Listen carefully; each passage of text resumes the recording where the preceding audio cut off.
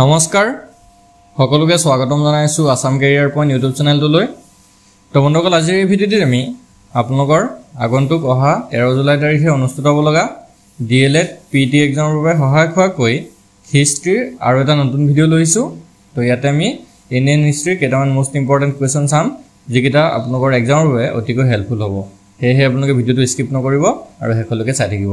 আৰু এটা কথা ইয়াতে আপোনালোকক জনাই থওঁ, যেহেতু আপোনালোকৰ এক্সামটো 13 জুলাইত পালেহি, সো কেৱল মাত্ৰ 10-12 দিন সময় আপোনালোকৰ হাতত আছে। সো এইকেইদিনত যিমান পাৰে আপোনালোকে কুৱেশ্যনবিলাক ৰিভাইজ কৰি দিব, ঠিক আছে। আমাৰ যিমানবিলাক ভিডিঅ' আছে গোটেইখিনি ৰিভাইজ কৰি দিব। আৰু যদিহে এতিয়ালৈকে আপোনালোকে ইম্পৰ্টেণ্ট PDF-খিনি লোৱা নাই, DLEDৰ কাৰণে আমি কিছুমান ইম্পৰ্টেণ্ট PDF আপোনালোকৰ বনাইছোঁ। বুকৰ পৰা আমি বহুতো কেইবাখনো কিতাপৰ পৰা আমি PDF-খিনি বনাইছোঁ। যদি আপোনালোকে লোৱা নাই তেনেহ'লে লৈ ল'ব। ইয়াতে আমাক হোৱাটছআপত মেছেজ কৰিব 8133840965। এই নাম্বাৰটোত আমাক হোৱাটছআপত মেছেজ কৰিব। মেছেজ কৰি কেৱল মাত্ৰ 99 টকা পে' কৰিলে আমি আপোনালোকক গোটেইখিনি PDF দি দিম, ঠিক আছে। আৰু অলৰেডি বহুতে লৈ পিনে তেওঁলোকৰ প্ৰিপাৰেশ্যন চলাই আছে, আধাতকৈ বেছি প্ৰিপাৰেশ্যন হৈ গ'ল। যদি আপোনালোকে লোৱা নাই এতিয়া লৈ ল'ব, কাৰণ পিছত আপোনালোকে কমপ্লিট কৰিব নোৱাৰিব। তো এতিয়া আমি চাওঁ ফাৰ্ষ্ট কুৱেশ্যনটো কি কৈছে চাওক। In which one of the cities is Lingaraj temple located? Lingaraj মন্দিৰ কোন চহৰত অৱস্থিত? তো লিংগৰাজ মন্দিৰ ক'ত আছে আমাক সুধিছে। তো এইটো হ'ব অপশ্যন এ, ভুৱনেশ্বৰ, ঠিক আছে। উৰিষ্যা ৰাজ্যৰ ভুৱনেশ্বৰত এই লিংগৰাজ মন্দিৰ অৱস্থিত। নেক্সট কুৱেশ্যনটো হৈছে Barid-i-Mamalik was a department established by Sher Shah. What this department deal with? Barid-i-Mamalik Sher শ্বাহে প্ৰতিষ্ঠা কৰা এটা বিভাগ আছিল। তো এইটো কিহৰ বিভাগ আছিল, ঠিক আছে। বাৰিদ-ই-মামালিকটো কোনটো বিভাগ আছিল, মানে কিহৰ লগত জড়িত আছিলে? সো এইটো হ'ব অপশ্যন এ, ইণ্টেলিজেঞ্চ, অৰ্থাৎ চোৰাংচোৱা বিভাগ আছিল। নেক্সট কুৱেশ্যনটো হৈছে হুইচ মেডিভিয়েল বুক ৱাজ ৰিটেন বাই গুলবদন বেগম? গুলবদন বেগমে কোনখন মধ্যযুগীয় গ্ৰন্থ লিখিছিল, ঠিক আছে। গুলবদন বেগমে কোনখন গ্ৰন্থ লিখিছিল? সো ইয়াৰে ভিতৰত অপশ্যন চিটো হ'ব হুমায়ুনামা, ঠিক আছে। হুমায়ুনামাটো গুলবদন বেগমে লিখিছিল। নেক্সট কুৱেশ্যনটো হৈছে in the second round table conference who represent Congress? দ্বিতীয় ঘূৰণীয়া মেজমেলত কোনে কংগ্ৰেছক প্ৰতিনিধিত্ব কৰিছিল? সো ইয়াৰে কাৰেক্ট এনচাৰটো অপশ্যন বি, মহাত্মা গান্ধী, ঠিক আছে। মনত ৰাখি থ'ব, মহাত্মা গান্ধীয়ে দ্বিতীয় ঘূৰণীয়া মেজমেলত কংগ্ৰেছক প্ৰতিনিধিত্ব কৰিছিল। নেক্সট কুৱেশ্যনটো হৈছে what was the name of Hitler's party that came to power in 1933? 1933 চনত ক্ষমতালৈ অহা হিটলাৰৰ দলটোক কি নামেৰে জনা গৈছিল, ঠিক আছে। 1933 চনত এটা হিটলাৰৰ দল ক্ষমতালৈ আহিছিলে, সেই দলটোৰ নাম সুধিছে। এইটো হ'ব অপশ্যন বি, নাজি পাৰ্টি বা নাজি বাহিনী বুলি কোৱা হয়। নেক্সট কুৱেশ্যনটো হৈছে what was the ancient name of Assam mention in Ramayana and Mahabharata? Ramayana আৰু মহাভাৰতত অসমৰ পৌৰাণিক নাম কি আছিল? তো এইটো হ'ব অপশ্যন বি, প্ৰাগজ্যোতিষ, ঠিক আছে, প্ৰাগজ্যোতিষ। নেক্সট কুৱেশ্যনটো হৈছে what were Harappan weapons made of? হৰপ্পাৰ অস্ত্ৰ শস্ত্ৰবোৰ কিহেৰে নিৰ্মাণ কৰা হৈছিল? সো এইটো হ'ব option D, A and B, অৰ্থাৎ এ হৈছে শিল আৰু বি হৈছে কপাৰ।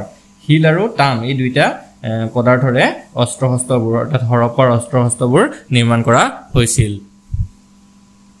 নেক্সট কুৱেশ্যনটো হৈছে which one among the following was the first English news paper in India in the year 1780? 1780 চনত প্ৰকাশ হোৱা তলৰ কোনখন ভাৰতৰ প্ৰথম ইংৰাজী বাতৰি কাকত আছিল? সো এইটো হৈ যাব option B, the Bengal gazette. Next কুৱেশ্যনটো হৈছে who was the first census taken in India? কাৰ আমোলত ভাৰতত প্ৰথম লোকপিয়ল কৰা হৈছিল? তো ইয়াৰে শুদ্ধটো অপশ্যন এ, লৰ্ড মেয়, ঠিক আছে। লৰ্ড মেয়ৰ ৰাজত্বকালতেই বা শাসনকালতেই প্ৰথম লোকপিয়ল কৰা হৈছিল। আৰু এই চনটো আছিলে 1872, ঠিক আছে, 1872, অৰ্থাৎ 1872 চনত, ঠিক আছে। লৰ্ড মেয়ৰ শাসনকালতে প্ৰথম লোকপিয়ল আৰম্ভ হৈছিল। নেক্সট কুৱেশ্যনটো হৈছে who was the British prime minister at the time of the second round table conference? দ্বিতীয় ঘূৰণীয়া মেজমেলৰ সময়ত ব্ৰিটিছ প্ৰধানমন্ত্ৰী কোন আছিল? সো ইয়াৰ শুদ্ধটো হৈ যাবগৈ অপশ্যন চি, ৰামছে মেকডোনাল্ড। তেওঁ এই যিটো দ্বিতীয় ঘূৰণীয়া মেজ সন্মিলন এইটো 1931ত হৈছিলে, ঠিক আছে, 1931 চনত। আৰু তেতিয়া ব্ৰিটিছ প্ৰধানমন্ত্ৰীজন আছিল ৰামছে মেকডোনাল্ড। নেক্সট কুৱেশ্যনটো হৈছে the tribal leader who was regarded as an incarnation of God and father of the world. কোনজন জনজাতীয় নেতাক ঈশ্বৰৰ অৱতাৰ আৰু পৃথিৱীৰ পিতৃ ৰূপে গণ্য কৰা হয়? সো তেওঁ হৈছে option C Birsa Munda. Next কোৱেশ্চনটো হৈছে who among the following was not a member of the Royal Commission on the Public Service in India 1912? তলৰ কোনজন 1912 চনৰ ভাৰতীয় প্ৰশাসনিক সেৱাৰ ৰাজকীয় আয়োগৰ সদস্য নহয়? তো ইয়াৰ ভিতৰত অপচন ডিটো হ'ব শুদ্ধ উত্তৰ বাল গংগাধৰ তিলক। ঠিক আছে, বাল গংগাধৰ তিলক 1912 চনৰ যিটো প্ৰশাসনীয় সেৱাৰ আয়োগ গঠন হৈছিল তেওঁৰ সদস্য নহয়। নেক্সট কোৱেশ্চনটো হৈছে Christian missionaries were allowed to enter India after passing of which act? কোনখন আইনে খ্ৰীষ্টান মিছনেৰীসকলক ভাৰতত প্ৰৱেশ কৰাত অনুমতি দিছিলে? ঠিক আছে, এখন এনেকুৱা আইন আছিলে যিখন আইনৰ মতেহে বা সেই আইনখনৰ পিছতে খ্ৰীষ্টান মিছনেৰীসকল ভাৰতত প্ৰৱেশ কৰিব পাৰিছিলে। সো সেইটো কোনটো আছিলে?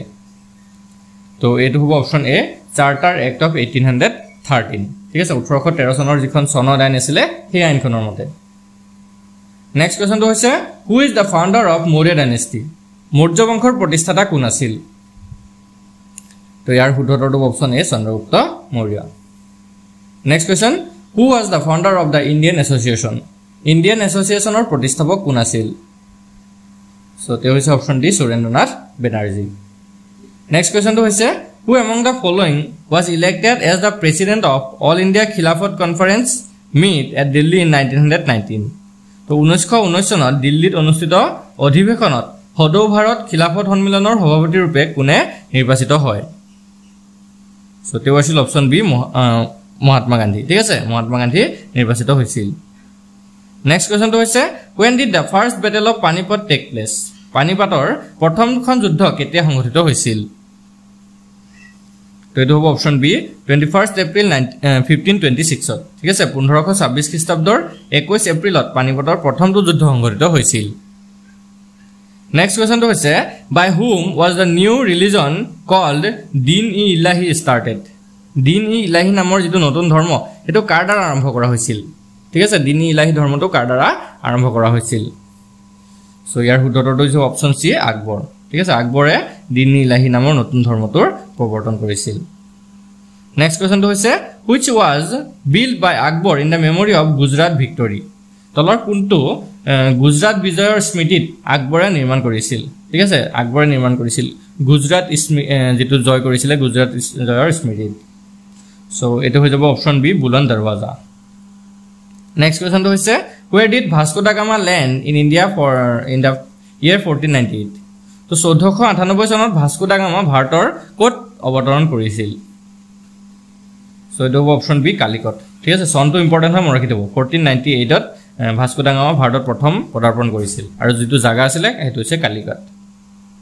নেক্সট কুৱেশ্যনটো হৈছে who led the English army in the battle of Plassey 1757? তো প্লাচিৰ যুদ্ধ যেটো 1757 চনত সংঘটিত হৈছিল তাত ইংৰাজী সেনাৰ নেতৃত্ব কোনে লৈছিল? তো এটো যে অপচন এ ৰবাৰ্ট ক্লাইভ। নেক্সট কুৱেশ্যনটো হৈছে which Sikh Guru ৰট জাফৰনামা in Persian? কোনজন শিখ গুৰুৱে পাৰ্চী ভাষাত জাফৰনামা লিখিছিল? সো শিখ গুৰুজন কোন আছিল? তো তেওঁ আছিল অপচন সি গুৰু গোবিন্দ সিং। নেক্সট কুৱেশ্যনটো হৈছে which was the first reform movement of Hinduism in modern India? আধুনিক ভাৰতত হিন্দু ধৰ্মৰ প্ৰথম সংস্কাৰ আন্দোলন কোনটো আছিল? তো এইটো আছিল অপচন এ ব্ৰহ্ম সমাজ। ঠিক আছে, আৰু এইটো প্ৰতিষ্ঠা কৰিছিলে ৰাজা ৰামমোহন ৰায়ে। চনটো আছিলে 1828।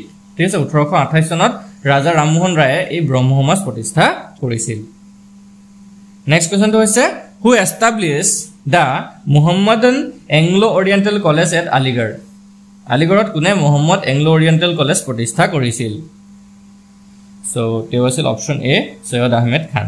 ঠিক আছে, সৈয়দ আহমদ খানে মুহাম্মদ এংলো অৰিয়েণ্টেল কলেজটো প্ৰতিষ্ঠা কৰিছিল আৰু ক'ত কৰিছিলে? তো এইটো আছিলে আলিগড়ত। Next question which of the following societies was founded by Jyotiba Phule? Jyotiba ফুলে কোনটো সমাজ সংস্কাৰ সংস্থা প্ৰতিষ্ঠা কৰিছিল বা কোনটো সংস্থা প্ৰতিষ্ঠা কৰিছিল? সো এইটো হ'ব অপচন এ সত্যশোধক সমাজ। ঠিক আছে, সত্যশোধক সমাজ যিটো আছিলে সেইটো জ্যোতিবা ফুলে প্ৰতিষ্ঠা কৰিছিল। নেক্সট কোৱেশ্চনটো হৈছে who was the first president of all India trade union Congress AITUC সৰ্বভাৰতীয় ট্ৰেড ইউনিয়ন কংগ্ৰেছৰ প্ৰথম সভাপতি কোন আছিল সো তেওঁ আছিল option D Lala Lajpat Rai next কোৱেশ্চনটো হৈছে বেগম হযৰত মহল led the revolt of 1857 from which of the following cities তলৰ কোনখন চহৰৰ পৰা বেগম হযৰত মহলে 1857 চনৰ বিদ্ৰোহৰ নেতৃত্ব দিছিল সো কোনখন চহৰৰ পৰা তেওঁ এই বিদ্ৰোহৰ নেতৃত্ব দিছিল সো এটো হৈ যাব অপচন এ লক্ষ্ণৌ ঠিক আছে লক্ষ্ণৌৰ পৰা বেগম হযৰত মহলে 1857 চনৰ বিদ্ৰোহৰ নেতৃত্ব দিছিল নেক্সট কোৱেশ্চনটো হৈছে who was the governor general of India during the revolt of 1857 1857 চনৰ বিদ্ৰোহৰ সময়ত ভাৰতৰ গভৰ্ণৰ জেনেৰেল কোন আছিল সো এটো হৈ যাব option C Lord Canning next কোৱেশ্চনটো হৈছে the Indian National Congress was formed during the tenure of which governor general কোনজন গভৰ্ণৰ জেনেৰেলৰ কাৰ্যকালত ভাৰতীয় জাতীয় কংগ্ৰেছ গঠন হৈছিল সো এটো হ'ব অপচন সি লৰ্ড ডাফেৰিন ঠিক আছে লৰ্ড ডাফেৰিনৰ কাৰ্যকালতে ভাৰতীয় জাতীয় কংগ্ৰেছ গঠন হৈছিল আজি ভিডিওৰ last question who is called hermit of Shimla কাক শিমলাৰ সন্যাসী বুলি কোৱা হয় ঠিক আছে হাৰ্মিট অফ শিমলা বুলি কাক কোৱা হয় সো ইয়াৰ ভিতৰতে অপচন সি টো হ'ব কাৰেক্ট আনসাৰ এও হিম অৰ্থাৎ এলেন অক্টোভিম হিউম ঠিক আছে তেওঁ শিমলাৰ সন্যাসী বুলি জনা যায় তো বন্ধুসকল আজি ভিডিওটো যদি আপোনালোকৰ বাবে ইনফৰমেটিভ লাগে ভিডিওটো এটা লাইক কৰি দিব আৰু চেনেলটো সাবস্ক্ৰাইব কৰি কাষতে থকা বেল আইকনটো দবাই দিব ঠিক আছে আৰু যদিহে আপোনালোকে এতিয়ালৈকে আমাৰ ডিএলএটৰ পিডিএফ খিনি লোৱা নাই তেতিয়াহলে লৈ ল'ব এই নাম্বাৰটো আমাক WhatsAppত মেছেজ কৰি কেৱল 99 টকা পে কৰি আপোনালোকে লৈ ল'ব পাৰিব নাম্বাৰটো হৈছে এটো 8133840965 ইয়াতে আমাক WhatsAppত মেছেজ কৰিব মেছেজ কৰি কেৱল মাত্ৰ 99 টকা পে কৰিলে আমি আপোনাক গোটেইখিনি সাবজেক্টৰ নোটস দি দিম আৰু আজি ভিডিওটো চোৱাৰ কাৰণে আপোনালোক সকলোকে ধন্যবাদ